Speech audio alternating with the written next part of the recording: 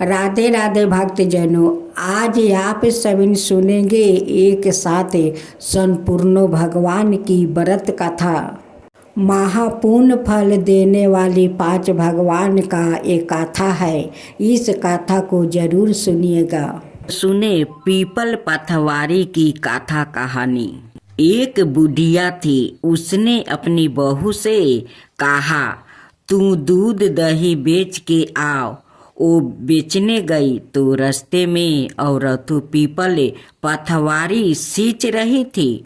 उनको सींचता देखकर बहू ने पूछा कि तुम यह क्या कर रही हो। औरतों बोली कि हम पीपल पथवारी सींच रही हूँ, इससे अन्न और धन होता है। 12 बरस का बिछड़ा हुआ पति मिल जाता है। तो बहू बोली, ऐसी बात है तो तुम पानी से सींचती हो तो मैं दूध से सींचूंगी। गुजरी बहू रोजाना दूध दही बेचने नहीं जाती। वो रोजाना दूध को पीपल में और दही पथवारी में सींचती है। सास दूध दही का दाम मांगती है तो कह देती है, महीना पूरा हो जाने पर लाकर दूंगी। महीना पूरा हो गया। पूर्णिमा के दिन बहू पीपल पथवारी के पास जाकर बैठ गई। पथवारी ने पूछा, तू मेरे पास क्यों बैठ गई? बहू बोली कि सासू दूध दही का दाम मांगी है। पीपल पथवारी बोली कि मेरे पास क्या दाम रखा है? यह भारा डिंडा पान पथौरा, इसको ले जा। बहू ने वही ले जाकर कोठरी में रख दिया और डर के मारे कपड़ा ओढ़ कर सो गई। सासू बोली, पैसा ले आई? बहू बोली, कोठरी में रखा है। सासू ने कोठरी खोल के देखी तो देखा हीरा मोती जगमगा रहा है। सासू बोली, बहू इतना धन कहाँ से लाई है? बहू ने आकर देखा तो सच में ही धन भरा हुआ है। बहू ने सास को सारी बातें बता दिया। सास ने कहा, अब की महीना में मैं भी पथवारी सींचूंगी।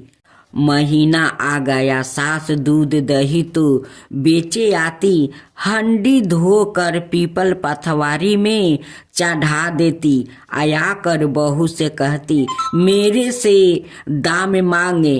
वो कहती, सासू जी कोई बहू भी दाम मांगती है?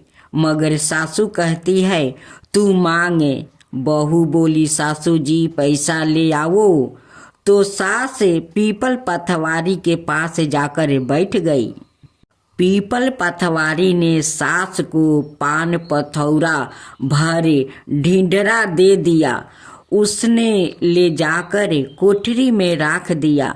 बहू ने खोल कर देखा तो उसमें कीड़े मकोड़ा बिलबिला रहा है। बहू ने कहा, सासू जी यह क्या?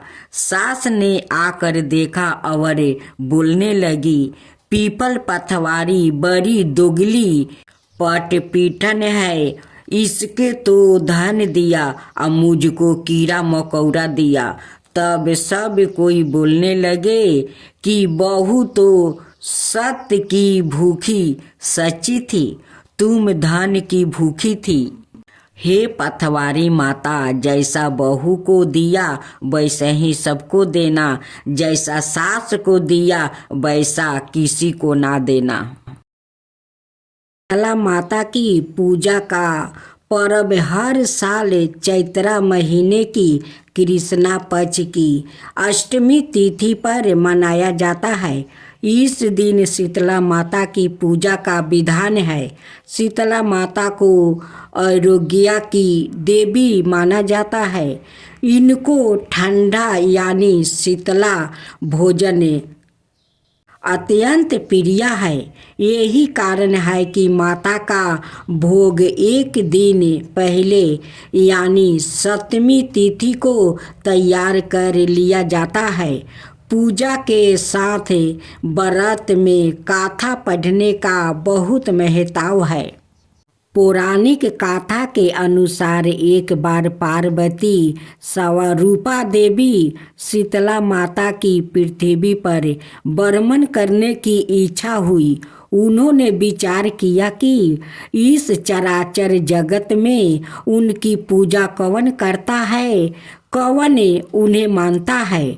शीतला माता बुढ़िया का रूप धारण कर धरती पर राजस्थान के डूंगरी गांव पहुंची और देखा कि आसपास उनका कोई मंदिर नहीं है और ना ही कोई उनकी पूजा करता है। माता शीतला गांव की गलियों में घूम रही थी कि तभी एक मकान के ऊपर से किसी ने चावल का उबला पानी नीचे फेंका।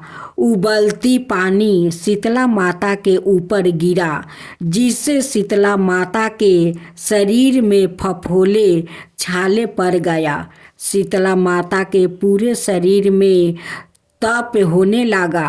शीतला माता चिल्लाने लगी, अरे मैं जल गई, मेरा शरीर तप रहा है, जल रहा है, कोई मेरी मदद करो।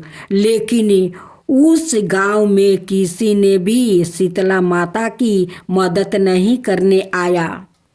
एक कुम्हार महिला अपने घर के बाहर बैठी थी। उसने देखा कि बुढ़िया काफी जल गई है।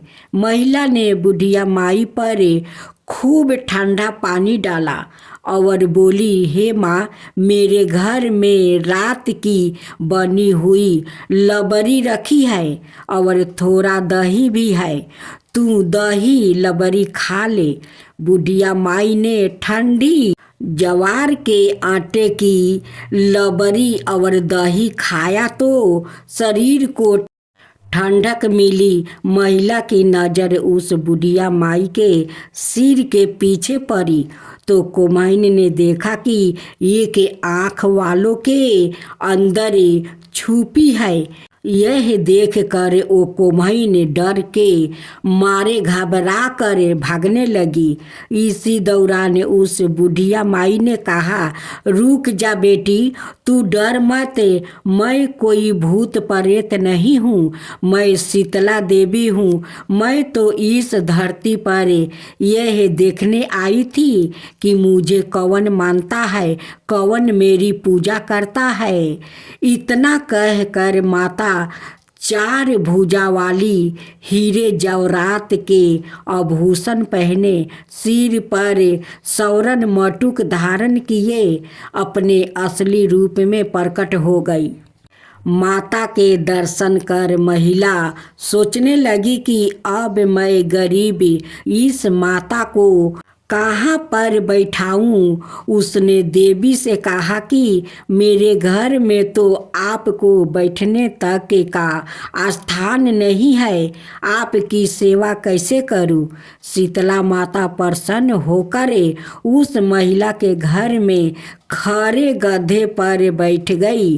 उन्होंने एक हाथ में झाड़ू और दूसरे हाथ में डलिया लेकर महिला के घर की दलीदारता को झाड़ कर डलिया में भर कर फेंक दिया।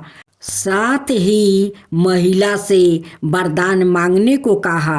महिला ने हाथ जोड़कर कहा, माता, मेरी इच्छा है कि अब आप इसी डूंगरी गांव में स्थापित होकर रहो। होली के बाद की अष्टमी को जो भी भक्ति भाव से पूजा करे, आपको ठंडा जल, दही, बासी ठंडा भोजन चढ़ाए, उसके घर की दलीदारता को दूर करो। शीतला माता ने महिला को सभी वरदान दे दिया और आशीर्वाद दिया कि इस धरती पर उनकी पूजा का अधिकार सिर्फ कुम्हार जाति का ही होगा। उसी दिन से डुंगरी गांव में शीतला माता स्थापित हो गई और उस गांव का नाम हो गया सील की डुंगरी। शीतला माता अपने नाम की तरह ही शीतला है, वो अपने भक्तों पर खूब कृपा करती है। कृष्णा राधे राधे। मेरे प्यारे भक्त जनों, आज आप सुनेंगे बुधवार व्रत कथा, पूजा विधि आरती। हिंदू धर्म में बुधवार का दिन भगवान गणेश को समर्पित किया गया है। ऐसी मान्यता है जो व्याकृत इस दिन सच्चे मन से विघ्नहर्ता गणपति जी की उपासना और उपवास करता है, उसके जीवन में सभी कष्ट दूर हो जाता है। इस व्रत के प्रभाव से व्याकृत जीवन में सुख शांति आती है। इस व्रत को 7 बार के रोज में करना फलदायी माना जाता है।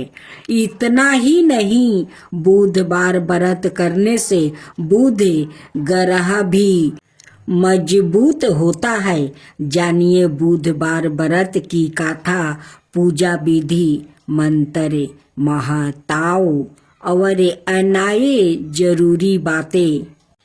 एक समय की बात है, समातापुर नगर में मधुसूदन नाम का एक व्याकृत रहता था। उसका विवाह पास के ही नगर बलरामपुर की रहने वाली संगीता से संपन्न हुआ था।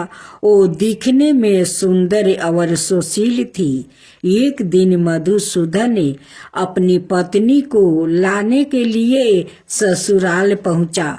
वो उसी दिन अपनी पत्नी को विदा कराने की जिद पर आरा रहा, लेकिन उस दिन बुधवार था।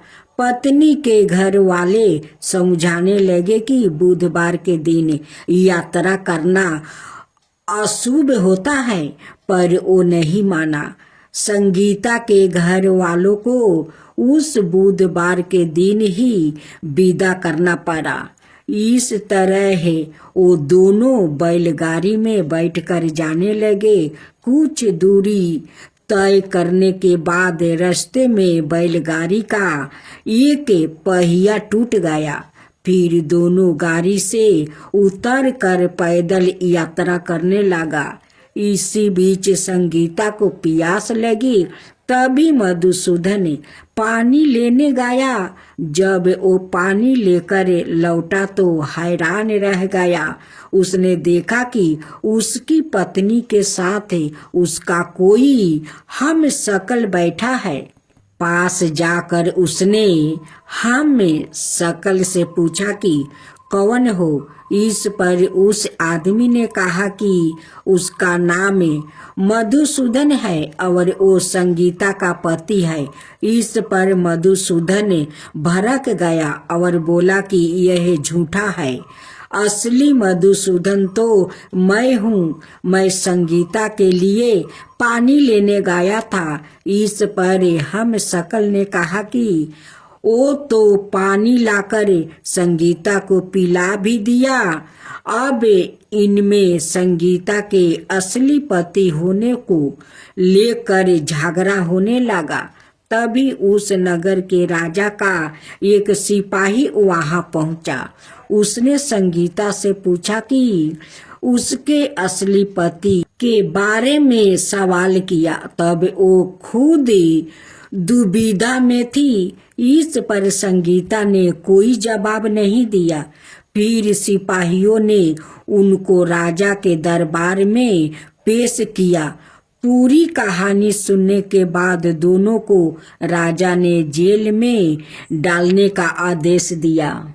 घबराया हुआ मधुसूदन इसके बाद बुधदेव को याद कर उनसे क्षमा मांगने लगा। इसके बाद वहां आकाशवाणी हुई कि मधुसूदन, तुमने अरियल बर्ताव से भगवान बुधदेव काफी नाराज है। उन्होंने ही ऐसी दुविधा पैदा की है। तब मधुसूदन ने नरम आवाज में कहा कि हे महाराज, उससे बड़ी गलती हो गई है। वो आज के बाद से कभी भी बुधवार को यात्रा नहीं करेगा और हमेशा बुधवार के दिन व्रत भी रखेगा। क्षमा मांगने पर बुधदेव का क्रोध शांत हो गया। भगवान ने फिर मधुसूदन को क्षमा कर दिया। राजा के दरबार में मौजूद उसका हम शकल भी गायब हो गया। बुध देव की कृपा से राजा ने फिर मधुसूदन और संगीता को विदा कर दिया। राजमहल से जैसे ही वो आगे बढ़े तो रास्ते में बैलगाड़ी भी सही सलामत मिल गया। दोनों एक साथ खुशी खुशी अपने नगर लौट आए। इसके बाद से वो हर बुधवार का व्रत रखने लगा। उनका जीवन सरल और सुखमय हो गया। उनके काम काज में भी उन्नति होने लगी। बुधवार के दिन सुबह जल्दी उठकर सबसे पहले अपने घर की सफाई करे, फिर स्नान करके हरे रंग के कपड़े पहने। इसके बाद भगवान गणेश की पूजा करे। भगवान गणेश को धूप दीप कपूर चंदन और फूल अर्पित करे। भगवान गणेश को दूबा घास अवश्य चढ़ाए। भगवान गणेश के मंत्रों का जप करे। गणेश जी की आरती उतारे। बुधवार व्रत कथा पढ़ना बिल्कुल भी ना भूले। अंत में गणेश भगवान को लड्डुओं का भोग लगा। भक्त जनों, आज आप सुने महालक्ष्मी व्रत कथा। माँ लक्ष्मी की जय हो, माँ लक्ष्मी की जय हो। प्राचीन समय में एक गांव में एक गरीब ब्राह्मण रहता था। वो भगवान विष्णु का भक्त था। वो नियमित रूप से श्री विष्णु की पूजा करता था।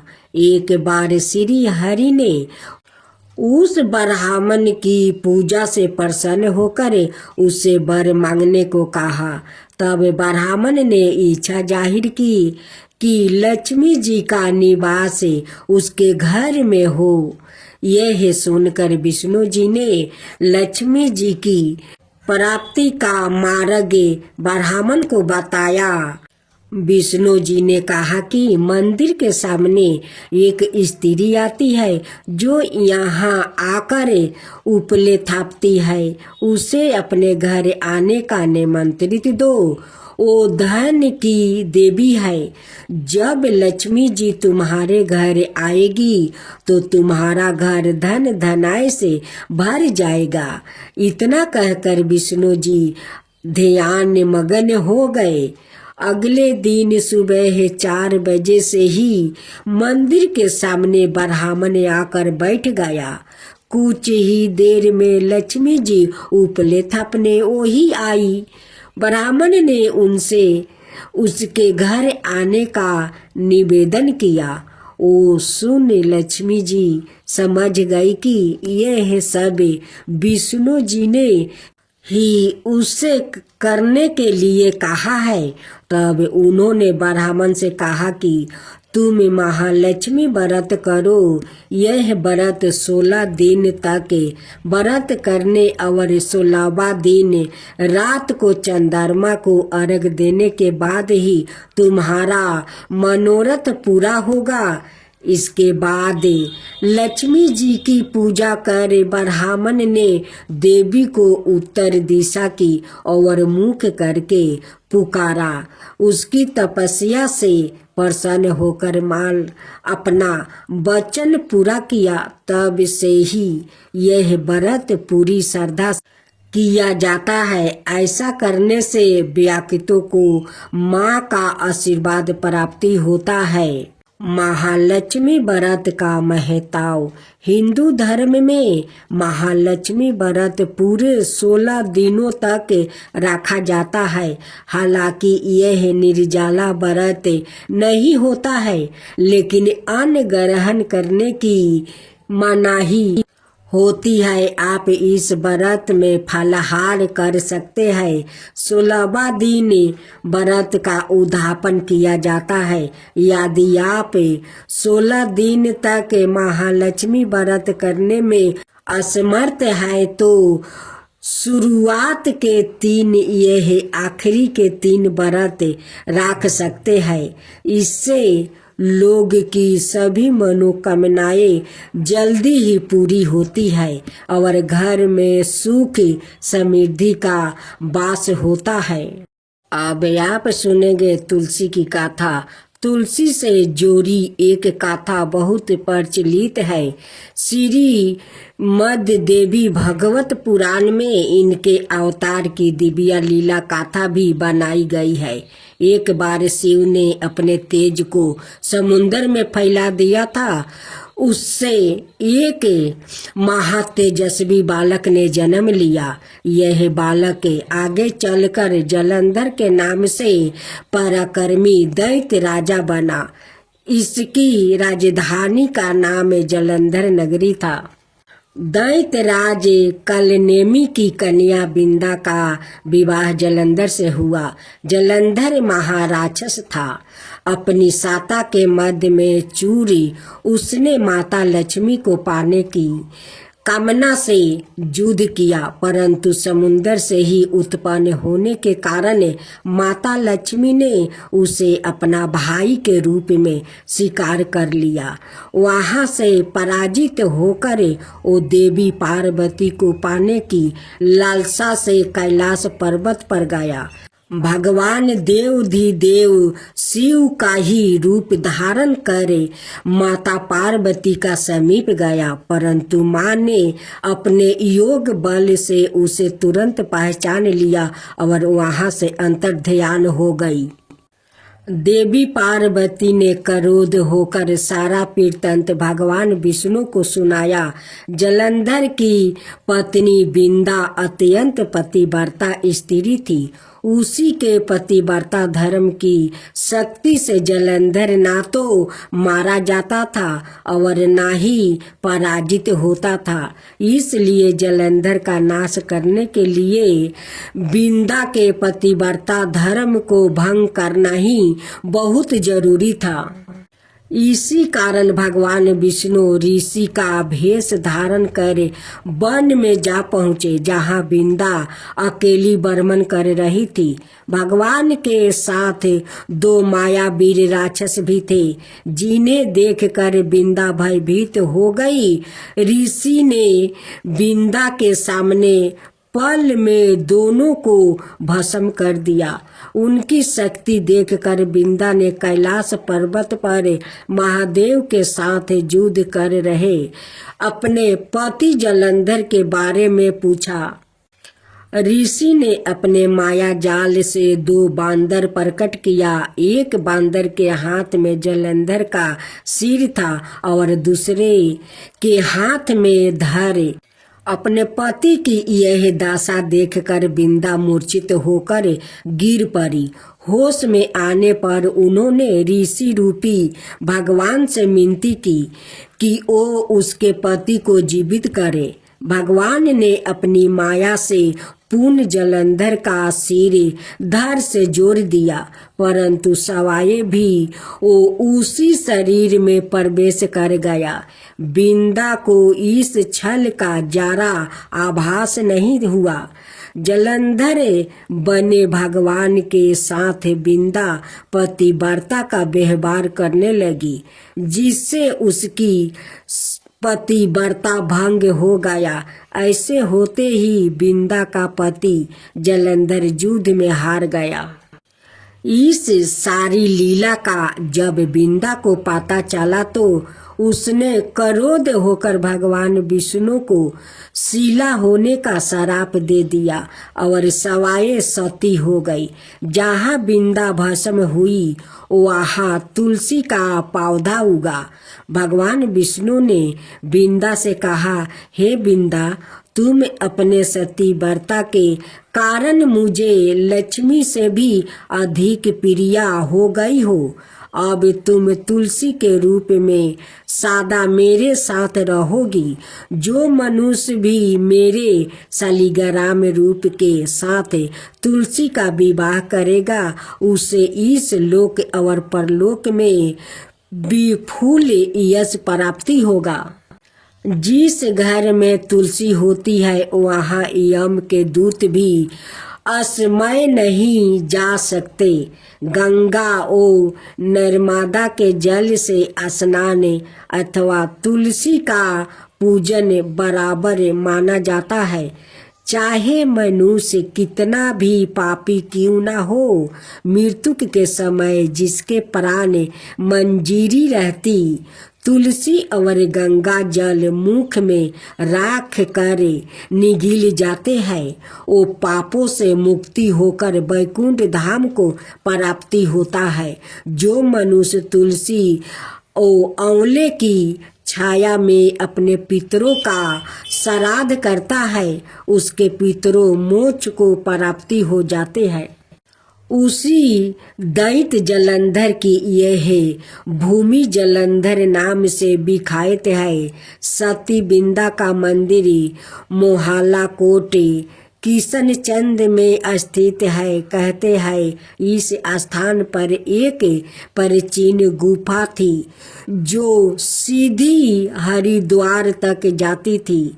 सच्चे मन से 40 दिन तक सती बिंदा देवी के मंदिर में पूजा करने से सभी मनोरथ पूर्ण हो जाते हैं। अब सुने यमराज और एक बुढ़िया माई की कहानी। एक बुढ़िया माई थी, वो व्रत नियम बहुत रखती थी। एक दिन भगवान के घर से यमदूत लेने आए। बुढ़िया माई यमदूत के साथ चल गई। आगे गहरी नदी बह रही थी। बुढ़िया माई डूबने लगी। तब यमदूत ने पूछा, माई, गाय दान की है? बुढ़िया माई ने मन में गाय माता का ध्यान किया तो गाय माता उपस्थित हो गई। गाय की पोंछ पकड़ कर बुढ़िया माई ने नदी पार कर लिया। आगे गई तो काले कूते खाने दौड़े। तब यमदूत ने पूछा, कूते को रोटी दी है क्या? बुढ़िया माई ने मन में कूते का ध्यान किया तो कूते चले गए। आगे चली तो काले कौआ बुढ़िया माई को चोंच मारने लगा। तब यमदूत ने कहा, ब्राह्मणी की बेटी को सिर में तेल लगाने को दिया है या नहीं? बुढ़िया माई ने ब्राह्मण की बेटी को याद किया तो कौआ ने चोंच मारना छोड़ दिया। आगे गई तो पैरों में कांटा चुभने लगे। यमदूत ने कहा, चप्पल दान किया है? बुढ़िया माई ने याद किया तो चप्पल पैरों में आ गई। आगे चली तो चित्रगुप्त जी ने यमदूतों से पूछा, आप किसको ले आए हो? यमदूत ने कहा कि बुढ़िया माई ने बहुत दान पुण्य किया है लेकिन धर्मराज जी का कुछ नहीं किया है, इसलिए आगे के द्वार बंद है। तब बुढ़िया माई ने मिनती की कि मुझे 7 दिनों के लिए धरती पर जाने दो। मैं इन 7 दिनों में धर्मराज जी की कहानी सुनकर उद्यापन कर आपस आ जाऊंगी। धर्मराज जी ने उसके प्राण लौटा दिया। धरती पर बुढ़िया माई के शरीर में जान वापस आ गई। सभी लोग बुढ़िया माई को जीवित देखकर भूतनी भूतनी चिल्लाकर भागने लगे भाग्य खोर हुए बुढ़िया माई अपने घर आई। बेटे बहू से कहा, मैं भूतनी नहीं हूँ, मैं तो धर्मराज के कहे अनुसार वापस आई हूँ। मैं प्रत्येक दिन धर्मराज की कहानी सुनकर उसका उद्यापन करके वापस परलोक चली जाऊंगी। यह सुनकर बेटे बहू ने पूजा की सभी सामग्री ला दिया, लेकिन कहानी के समय हुंकार नहीं भरी। तब बुढ़िया माई पड़ोसिन के पास गई, पड़ोसिन से कहानी सुनी और हुंकार भी भरी। बुढ़िया माई ने 7 दिनों के पश्चात उद्यापन कर दान किया। 7वें दिन जमराज जी ने बुढ़िया माई के लिए स्वर्ग से विमान भेजा। विमान देखकर सभी गांव वालों ने स्वर्ग जाने के लिए कहा। तब बुढ़िया माई ने कहा, मेरी कहानी तो केवल पड़ोसिन ने सुनी है। यह सुनकर सभी गांव वालों ने बुढ़िया माई के पांव पकड़ लिया और धर्मराज की कहानी सुनने को कहा। बुढ़िया माई से कहानी सुनने के बाद सभी गांववासी विमान में बैठकर स्वर्ग पहुंच गया। सभी गांववासी को देखकर धर्मराज ने कहा, मैंने तो केवल बुढ़िया माई के लिए विमान भेजा था। बुढ़िया माई ने कहा, मेरी कहानी इन सब ने सुनी है, इसलिए मेरा आधा पुण्य उनको दे दो और स्वर्ग में वास भी दे दो। तब धर्मराज जी ने सभी गांववासियों को स्वर्ग में वास दे दिया। सो हे धर्मराज जी, जैसे बुढ़िया माई को स्वर्ग दिया वैसा ही सबको देना। कहानी सुनने वाले को, कहने वाले को, कहते सुनते हुंकार भरने वाले को।